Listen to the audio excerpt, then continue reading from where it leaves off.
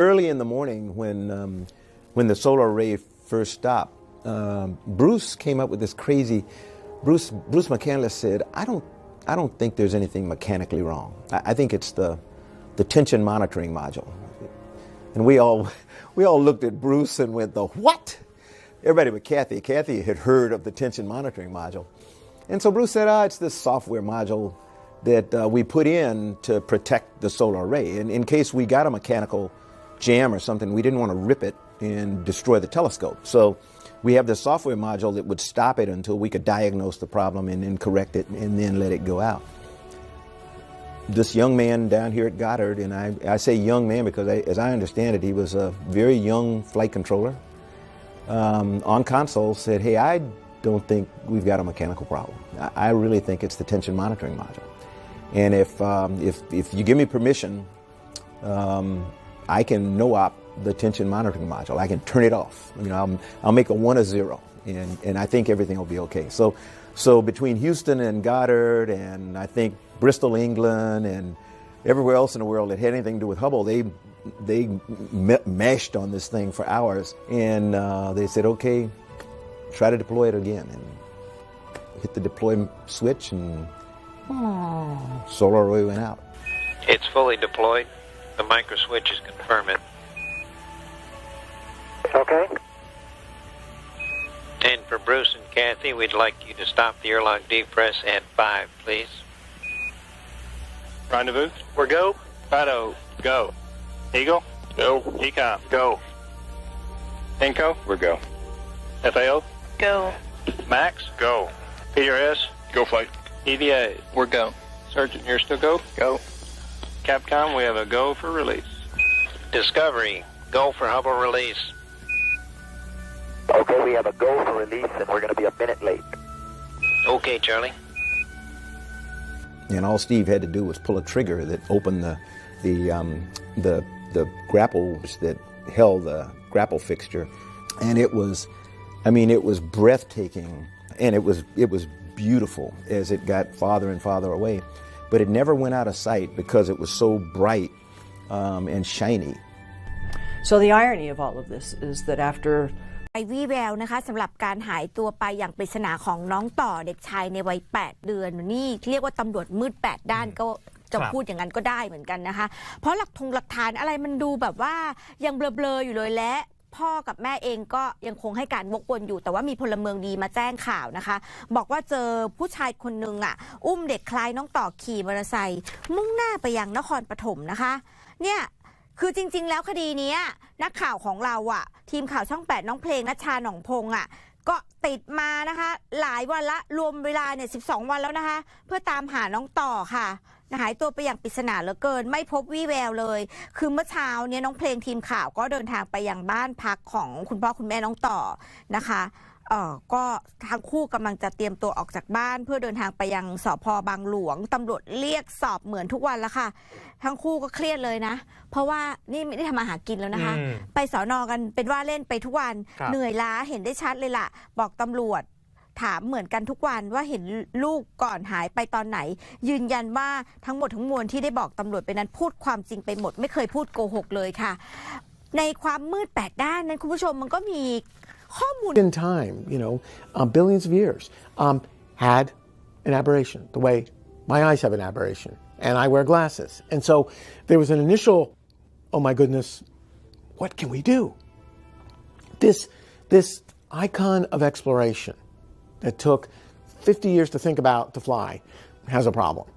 And I'm positive that if we all had written down the 100 most likely problems with the Hubble Space Telescope, if everybody involved with Hubble had written down those top 100, not one of them would have listed the mirrors the wrong shape.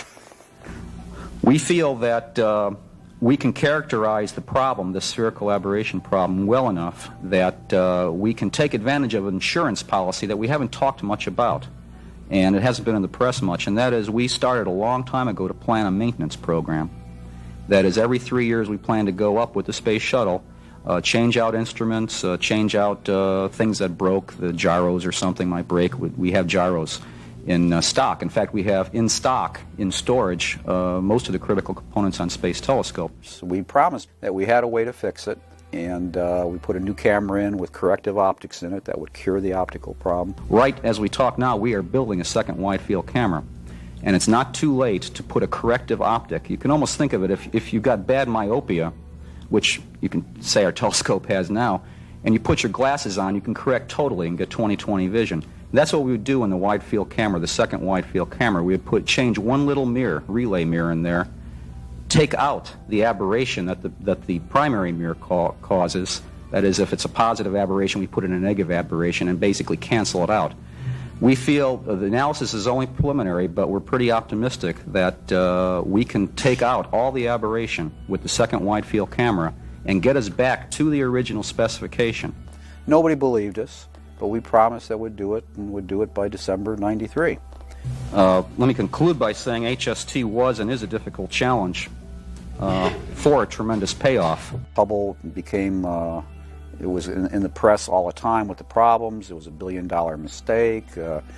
People in the press called it a technological disaster, a national disgrace. Late-night comedy hosts were making jokes about Hubble. Well, have you been reading about the problems of the Hubble telescope? The Hubble Space Telescope? The Hubble Telescope? The Hubble Telescope is the Hubble Telescope. Well, see, since there's no longer a Soviet threat, a lot of people feel we don't need the Star Wars defense system anymore. Hey, I think we should keep it, if only to shoot down that Hubble spacecraft and put this thing out of its misery. Oh, yeah. Oh, that's what I think. The teams at NASA, combinations with Johnson Space Center, Goddard Space Center, Space Flight Center, great astronauts, the will of the people, great members of Congress who supported it, said, let's fix it. We fixed other things, and they still work. Old cars still run. Let's make Hubble the better version. We were all disappointed, but all hopeful that something might be done to save this spectacular space observatory. And in fact, something was done. We had already planned to be doing servicing missions on Hubble over the years, and so the first servicing mission to send astronauts back to Hubble was designed to repair this problem with Hubble. And this big mirror really was the dominant driver. We worked very, very hard to develop, first of all, how distorted was it? How mispolished was it? And then to find a company in the United States, preferably, that could polish corrective lenses that would take care of the problem. Those two challenges were really immense, and those challenges, when they finally got solved, led to something that was an extremely important payoff to the U.S. and world citizenry. To fly what you test and test what you fly would be easier if the telescope were back on Earth. But landing and relaunching could contaminate the telescope or damage it through vibration. NASA couldn't test the new corrective optics in the actual telescope. So to make sure the optics will work, the team had to determine the condition of Hubble in space and replicate that on the ground. One independent review panel used Hubble images to determine the precise shape of the flawed primary mirror and the prescription to fix it. Another team had to verify that the corrective optics will work. Teams had to test two optical packages, the replacement wide-field planetary camera and the corrective optics for the other instruments, called COSTAR. Engineers built several independent analyzers to test that they had replicated what the Hubble telescope does to light. For mechanical testing, engineers built a simulator at Goddard Space Flight Center using the same precision equipment that built Hubble originally. To replicate Hubble during electrical tests of the corrective optics package and the new camera, an electrical test facility was built with the same schematics as the original telescope. Hardware has been thoroughly tested on the ground. The Hubble servicing team is preparing for contingencies. But this mission is a first, so no one can predict everything that could happen.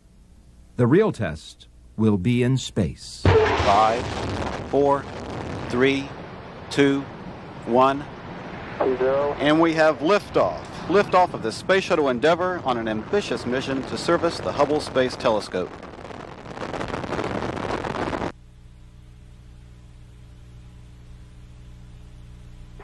Houston, Endeavour has a firm handshake with Mr. Hubble's telescope. We copy that, Covey, and there are smiles galore down here.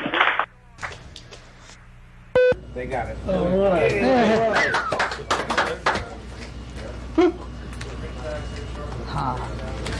Fantastic. I forgot my glove. Strange. We're going to do whip pick on day 2 now. Something changing. That's it. Change the plan.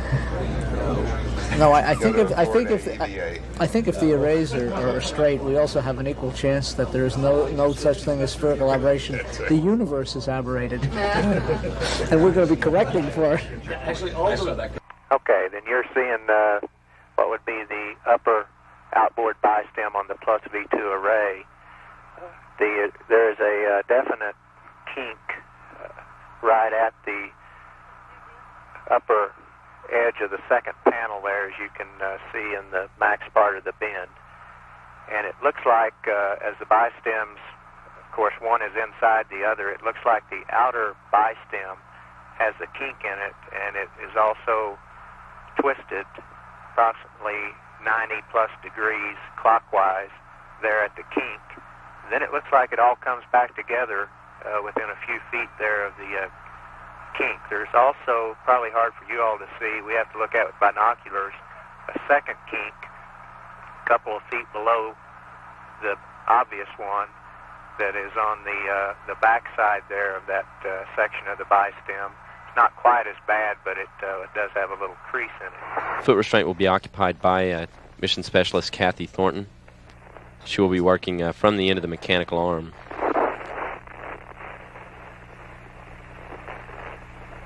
This television shows Thornton at the array to be jettisoned. Okay, KT. You ready? Yeah, I'm ready. Okay, they say you got to go for release. Expect 20 pulses on the RHC. Hey, no hands. It is going to be 20 pulses on the RHC for a set burn. Okay. It looks like a burner, Tom. Look at it. Look how stable you left that.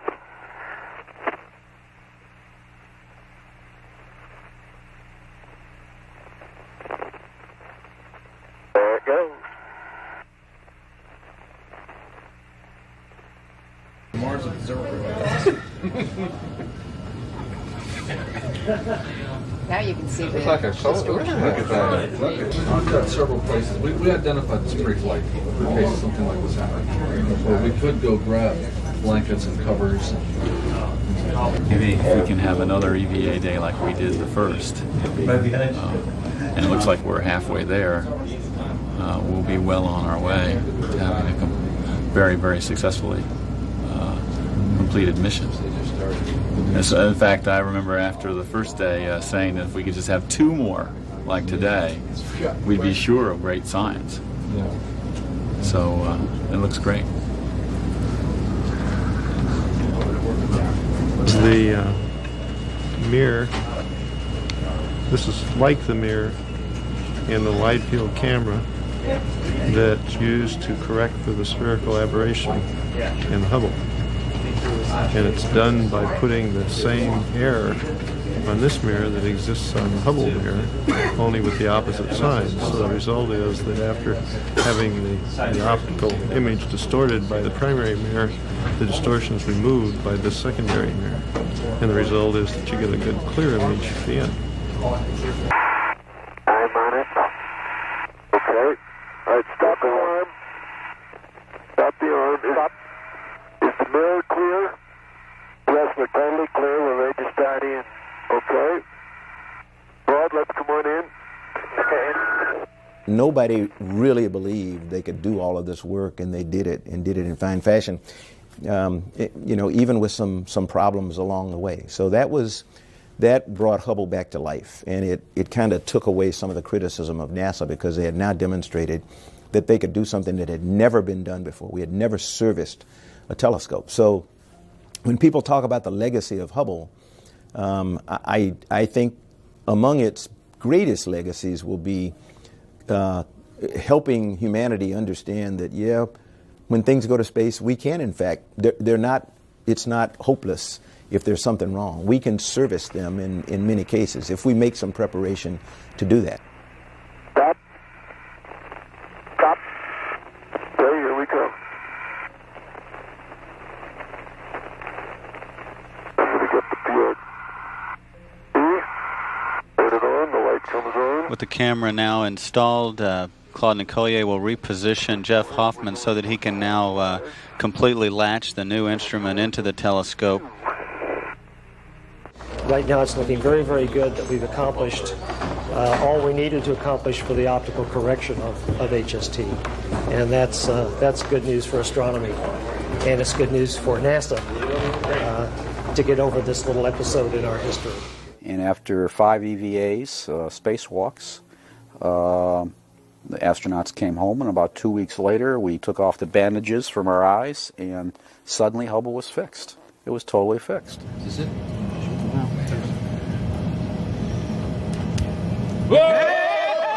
Hey! One to the bright right picture. there. Oh! Did it? Wait.